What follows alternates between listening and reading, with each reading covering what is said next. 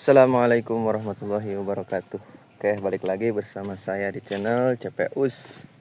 Update perkembangan tanaman cabai rawit sebagai tumpang sari tanaman buah naga di kebun buah naga MTH, guys.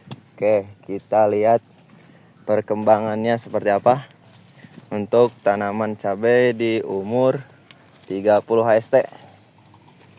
Inilah bedengan-bedengan cabai semuanya, guys, milik MTH Tani. Oke, tuh. Ini tuh yang terbilang bedengan baru ya. Nah, ini baru ditanam.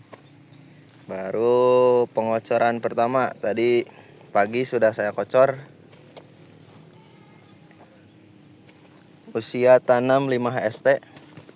Baru pagi tadi saya kocor menggunakan asam humat, kemudian fosfat dan asam amino untuk mengurangi tingkat kesetresan tanaman.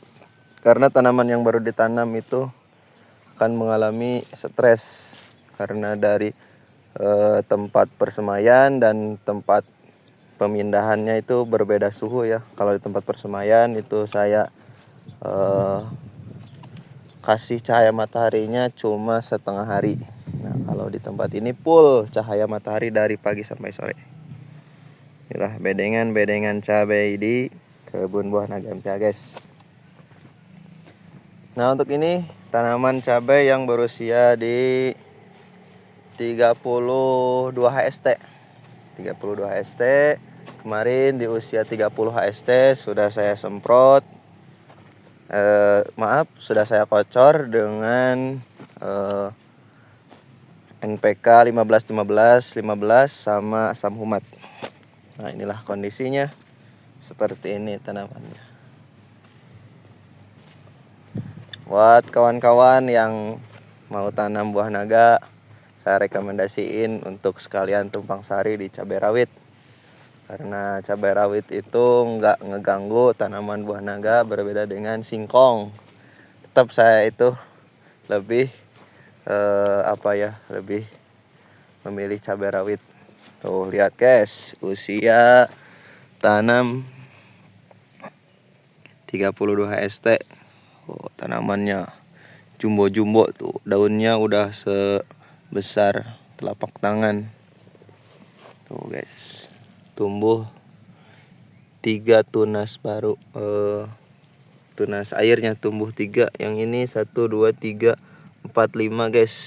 5 tunas air. Sebagian ada yang tunas airnya nggak tumbuh ya, telat tumbuhnya. Sebagian ada yang banyak.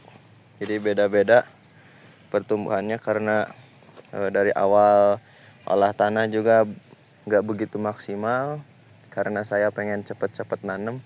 Jadi cuma didiamin paling 1 minggu kurang.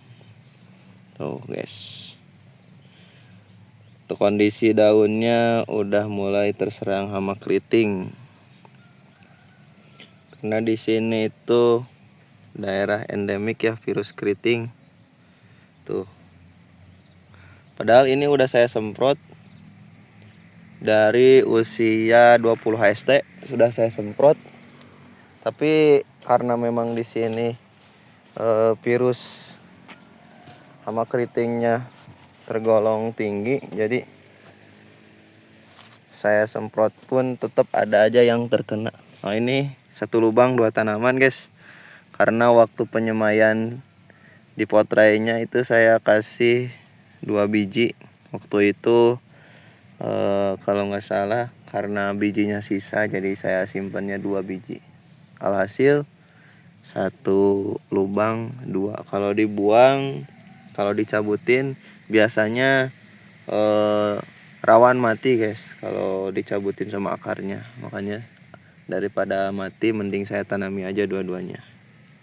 Tuh guys, subur-subur guys. Tuh, usia 32 HST. Tuh, sehat-sehat guys.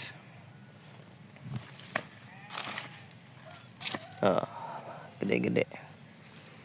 Nah, kayak gini nih. Ini terserang hama keriting guys. Tuh, daunnya mengkerut ke bawah.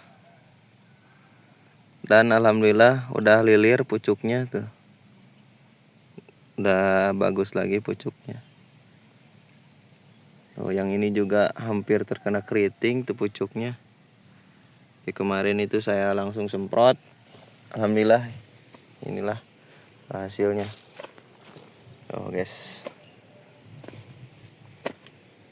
Nah ini guys. Ini beda-beda ya pertumbuhannya, enggak rata. Karena saya masih pemula, baru kali ini saya tanam cabai sebanyak ini guys. Nah, jadi saya nggak punya guru juga di percabaian. Saya itu cuma cari-cari di YouTube, cari-cari ilmu di YouTube, di media sosial, Facebook dan lain sebagainya. Inilah hasilnya. Oh, ini guys.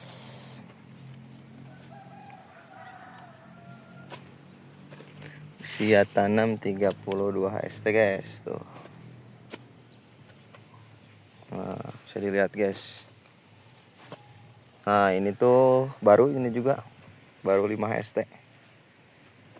Tadi pagi udah pengocoran yang ke-1 di usia 5 HST dengan fosfat sama humat sama amino. Tuh.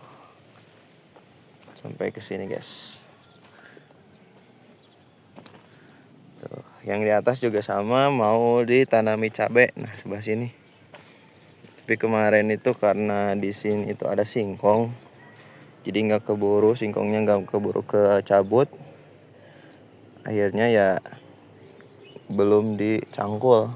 Nanti insya Allah secepatnya dicangkul karena benih di saung juga masih banyak. Kisaran itu 4 potrai 4 kali 6 di kisaran 240-an 240-an kurang lebih. Sisanya sisa binihnya kemarin juga sebagian udah saya tanam untuk mengganti tanaman cabai yang mati. Nah, ini diantaranya baru 5 HST juga sama itu karena bareng sama yang tanaman yang itu ya. Nah, inilah kondisi saat ini tanaman cabai di kebun buah naga MTH.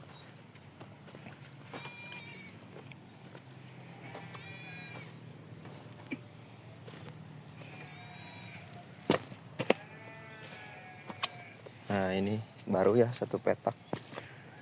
Nah, kalau ini umurnya sama dengan yang di atas, yang di dekat saung. Tapi ini tanamannya pendek-pendek, kerdil.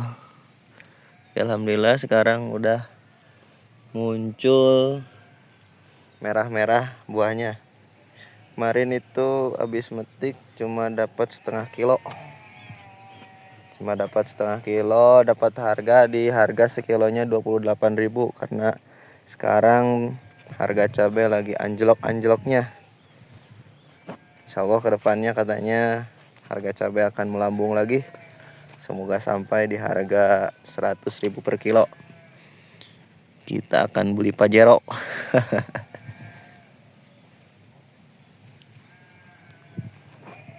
Nah, ini guys tuh udah merah-merah.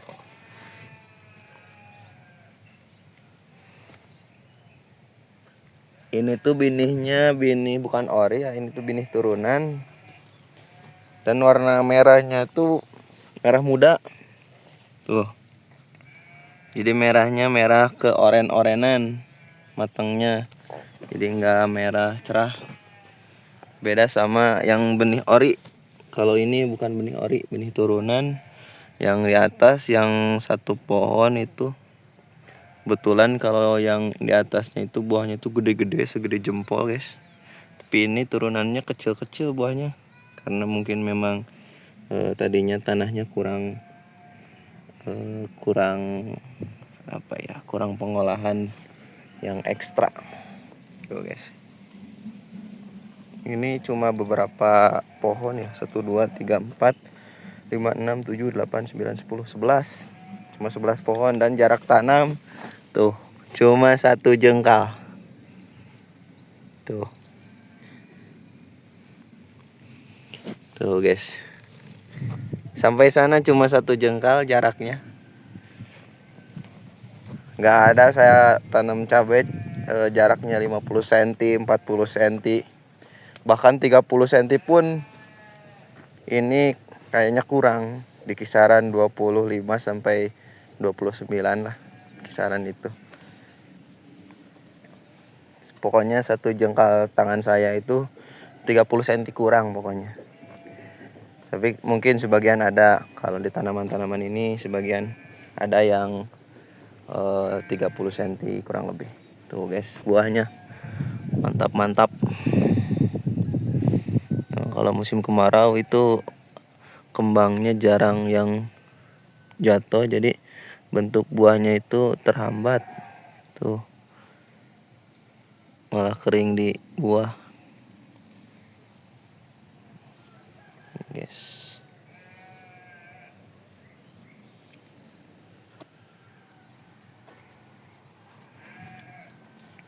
Oke, terima kasih yang selalu nonton channel YouTube CPUS. Untuk info hari ini sekian dulu dari saya. Nanti kita update lagi perkembangan di kebun buah naga MTH. Ini cabai caplak hijau. Tuh. Udah, itu saya tanam cuma coba-coba. Ini kondisi balong saya. Sekarang itu dipakai tempat pembuangan limbah randu sama limbah naga, juga limbah singkong. Pokoknya tempat limbah yang bisa terurai sama air dan sama tanah itu saya buangin ke sini. Pokoknya ini dibuat tempat limbah. Kalau plastik enggak saya masukin. Adapun itu tuh jatuh, bukan saya buangin ke sana. Jadi yang di sini tuh yang limbah-limbah yang terurai. Karena kemarin itu saya nyebutin singkong banyak sekali, saya juga bingung ini bekas singkong mau dikemanain. Kalau disimpan di lahan juga nambah kelihatannya nggak enak dilihat ya. Ya udah, saya inisiatif buat ini kolam ini saya pakai untuk tempat penampungan sampah organik ya. Juga kemarin itu jadi ceritanya balong ini tuh diisi ikan. Kemudian selang beberapa minggu ikannya tuh sedikit udah hilang. Nah, ternyata kebetulan kelihatan siapa yang nyolongnya. Ternyata yang ngambil ikan di sini tuh bayawak, guys. Makanya udahlah, daripada saya tanam ikan kemudian ikannya nggak keambil, nggak kemakan, ya udah mending saya pakai tempat pembuangan limbah aja, limbah yang terurai. Karena kalau di tanah itu lama sekali terurainya kalau di tanah, apalagi kalau limbah buah naga nih. Nah, ini batang buah naga kalau disimpan di tanah itu justru nggak bakal mati kalau tanaman buah naga itu. Berbeda sama kalau di sini, kalau di air. Kalau di air itu seminggu juga udah hancur. Tapi mungkin kalau limbah-limbah singkong, kemudian limbah pohon randu itu agak lama ya buat hancurnya. Tapi setidaknya kalau di air itu bisa gampang lah hancurnya gitu. Kalau di tanah itu paling yang hancurnya itu yang di bawah, yang paling dasar, yang paling dekat ke tanah, itu pasti gampang hancur kalau singkong sama limbah randu itu. Tapi kalau yang di atasnya justru malah awet kalau yang di atasnya. Makanya kenapa saya keairin ke sini semuanya karena udah banyak sekali numpuk di pojokan-pojokan lahan ini, udah numpuk limbah-limbah singkong sama limbah pohon randu, makanya saya kesiniin. Dan semoga aja di sini itu cepat hancurnya sama patogen-patogen air. Oke, terima kasih teman-teman semua. Jangan lupa like, komen, dan subscribe channel YouTube CPUS. Oke, sekian yang bisa saya sampaikan. Terima kasih. Assalamualaikum warahmatullahi wabarakatuh.